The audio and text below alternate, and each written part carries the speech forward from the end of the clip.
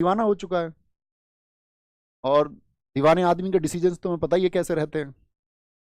आप ये समझिए कि नूरजहां की स्थिति इन दिनों पर यह थी कि नूरजहां के नाम के सिक्के ढाले जाते थे। डायलॉग है ना, अगर होती मेरे पास एक दिन की भी बादशाहत तो तुम्हारे नाम के सिक्के मेरी सल्तनत में चलते। वो जहांगीर ने करके दिखाया। उसने कहा भैया इनके नाम के भी सिक्के जाएंगे। जितने भी आदेश पत्र होते थे उन सभी आदेश पत्रों पर नाम होता था आपका, मतलब जो ऑर्डर जारी होंगे तो वो सारे के सारे ऑर्डर जारी होते थे नूरजहां के नाम से, लिखा होता था नूरजहां बेगम बादशाह। तो इतना उसका प्रभाव हो गया। कोई भी ऐसा डिसीजन नहीं था जो बगैर नूरजहां के हो पाए। तो नूरजहां की महत्वाकांक्षाएं यहां पर बढ़ी। तो नूरजहां की जब महत्वाकांक्षाएं यहां पर बढ़ी तो उसने एक ड्रीम देखा। और वो ड्रीम था उसका, क्योंकि जो शेर खां है, अली कुली खां, शेर खां और मेहरुन्निसा की एक बेटी थी। तो लिख लेना यहीं कहीं किनारे पे, आप अपनी कॉपी में लिखें। शेर खां और नूरजहां की बेटी का नाम था लाड मलिका।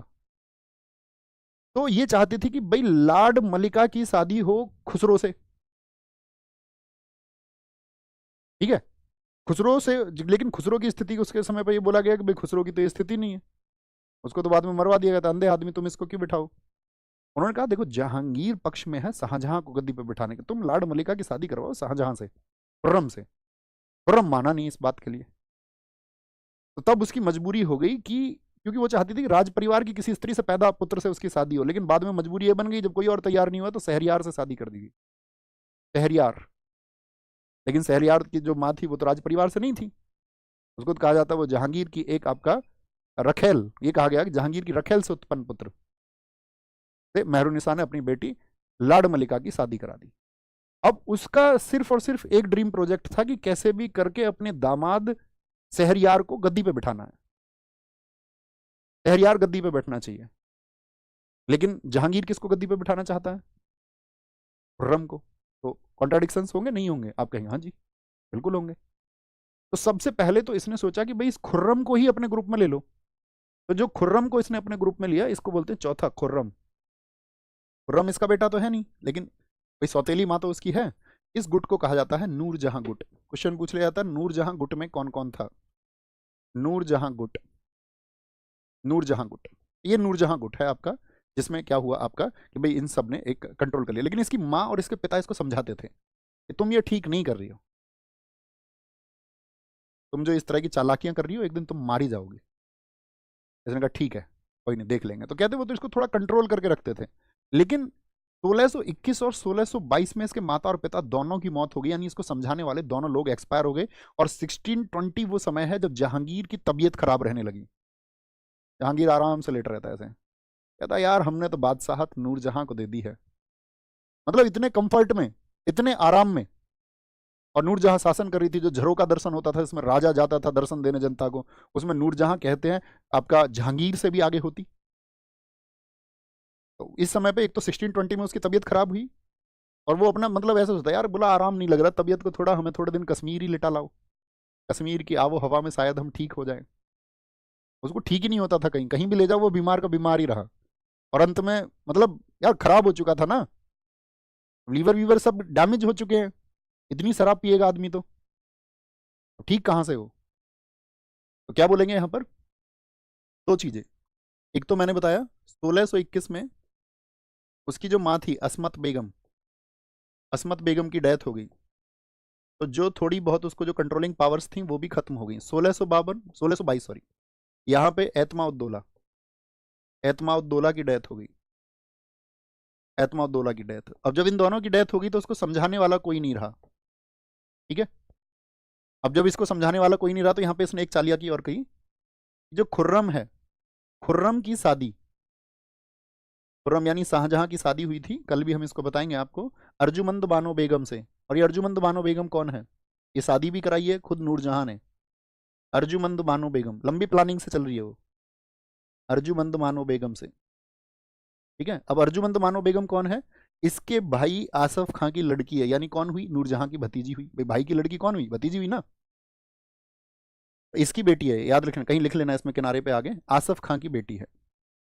आसफ खां को इसने टाइटल दिलाया था खान ए सामा, जहांगीर के टाइम पर ही। जहांगीर के टाइम पे खान ए सामा का टाइटल किसको मिला था? खान ए सामा। ठीक है। असमत बेगम जानी जाती है उस समय पे दुनिया में। देखो भारत में इत्र तो निकलता था, लेकिन गुलाब से इत्र नहीं निकलता था। तो रेसिपी फॉर परफ्यूम फ्रॉम रोज, गुलाब से इत्र निकालने की विधि का आविष्कार किसने किया? गुलाब से इत्र, ये इसकी माँ का ये याद है। गुलाब से इत्र, परफ्यूम फ्रॉम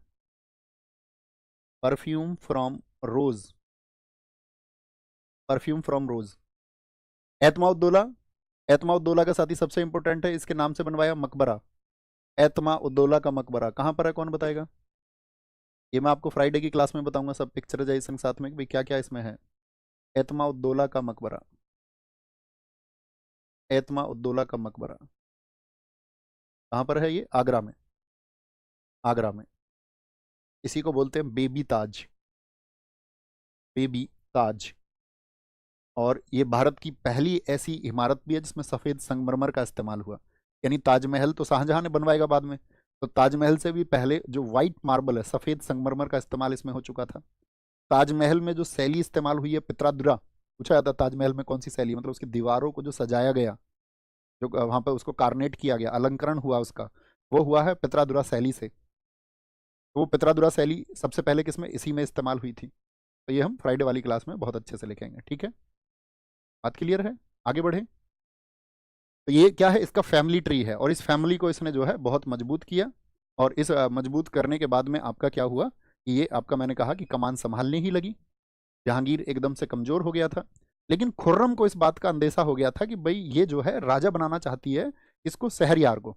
तो इसीलिए फिर इनके गुट से सबसे पहले खुर्रम अलग हुआ। भाई बाकी तो नहीं अलग होंगे, ना भाई ना माता पिता, उनकी तो डेथ ही होगी। तो भाई इसका साथी रहा, और इसके गुट से अलग हुआ कौन? देखो फंसेगी कहां पर नूरजहां।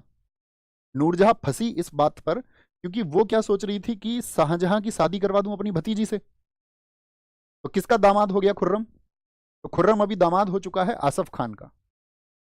और उधर नूरजहां सपने किसके लिए देख रही है? लाड मलिका के पति शहरयार के लिए, यानी वो अपने दामाद के लिए सपना देख रही है। तो भाई साहब, क्या आसफ खान अपने दामाद के लिए सपना नहीं देखेगा? उसका भी तो दामाद है। और वहां पर पॉजिटिव पॉइंट ये है कि बहुत सारे सरदार इस बात को जानते हैं कि जहांगीर शासक बनाना चाहता है खुर्रम अर्थात शाहजहां को, तो पलड़ा किसका मजबूत हो जाएगा?